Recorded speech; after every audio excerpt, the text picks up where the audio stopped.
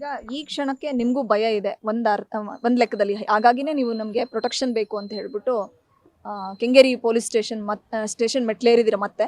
So Darshan sir ಅವತ್ತು ಹೇಳಿದ ಮಾತುಗಳನ್ನ ಕೇಳಿಸ್ಕೊಂಡ್ರೆ ಇವತ್ತಿಗೂ ನಿಮ್ಗೆ ಏನ್ ಅನ್ಸುತ್ತೆ? ಭಯ ಅನ್ಸುತ್ತೆ ಅಥವಾ ಜೀವ ಬೆದರಿಕೆ ಬಗ್ಗೆ, ಅವ್ರು ಹಾಕಿರೋ ಜೀವ ಬೆದರಿಕೆ ಬಗ್ಗೆ ಏನ್ ಹೇಳ್ತೀರಾ ಕೊನೆಯದಾಗಿ?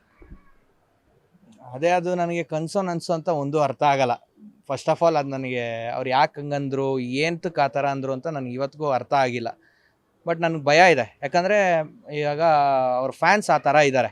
ಎಲ್ಲರೂ ಅಂತ ಹೇಳ್ತಿಲ್ಲ, ಕೆಲವು ಫ್ಯಾನ್ಸ್ ಅವ್ರು ಏನೋ ನಶೆ ಮಾಡ್ಕೊಬಂದು ಅಥವಾ ಕುಡ್ಕೊಬಂದು ಅದೇನಾರು ಮಾಡಿದಾಗ, ಈಗ ಯಾಕಂದರೆ ಇವಾಗ ನನಗೂ 26-27 ವರ್ಷ, ನನಗೂ ಬದುಕಬೇಕು ಅಂತ ನಮಗೂ ಆಸೆ ಇದ್ದಾರೆ. ನಾವೇನೋ ಒಂದು ಮಾಡಬೇಕು. ಈಗ ನಂದು ಇದರಲ್ಲಿ ಮುಂಚೆ ನಾನು ಸೂಪರ್ ಬೈಕ್ ಫೀಲ್ಡಲ್ಲಿ ಹೆಸರು ಮಾಡಬೇಕು ಅಂತ ಇದೆ. ನನ್ನ ಬೈಕ್ಸು ಕಾರ್ಸ್ ಡೀಲಿಂಗಲ್ಲಿದೆ ಮುಂಚೆ, ಅಲ್ಲಿ ಒಳ್ಳೆ ಹೆಸರು ಮಾಡಿದೆ. ಸಡನ್ನಾಗಿ ನಾನು ಈಗ ಸಿನಿಮಾಗೆ ಬಂದೆ.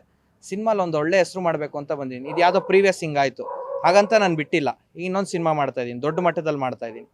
ಅದರಲ್ಲಿ ನಾನು ಒಳ್ಳೆ ಹೆಸರು ಮಾಡ್ಕೋಬೇಕು ಅಂತ. ಬಿಕಾಸ್ ಆ ಸಿನಿಮಾಲಿ ನಾನು ಬರೀ ಪ್ರೊಡ್ಯೂಸರ್ ಆಗಿದ್ದೆ. ಈ ಸಿನಿಮಾಲಿ ಪ್ರೊಡ್ಯೂಸರ್ ಕಮ್ ಡೈರೆಕ್ಟ್ರು, ನಾನೇ ಸ್ಕ್ರೀನ್ ಪ್ಲೇ ಬರ್ದು, ಸ್ಟೋರಿ ಬರ್ದು ಎಲ್ಲ ಮಾಡ್ತಾಯಿದ್ದೀನಿ. ತುಂಬ ದೊಡ್ಡ ದೊಡ್ಡ ಆರ್ಟಿಸ್ಟ್ ಇದ್ದಾರೆ ಅದರಲ್ಲಿ. ಸೌತ್ ಇಂಡಿಯನ್ ಸೂಪರ್ ಸ್ಟಾರ್ಸ್ ಎಲ್ಲ ಇದ್ದಾರೆ.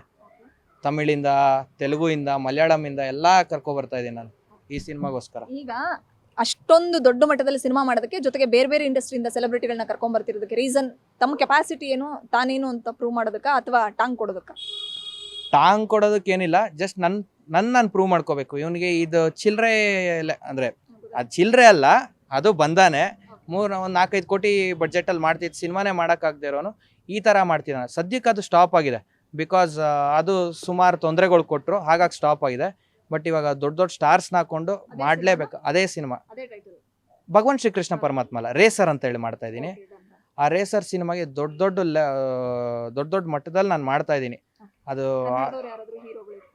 ಕನ್ನಡದವರೇ ಹೀರೋ, ಅದು ಹೇಳ್ತೀನಿ.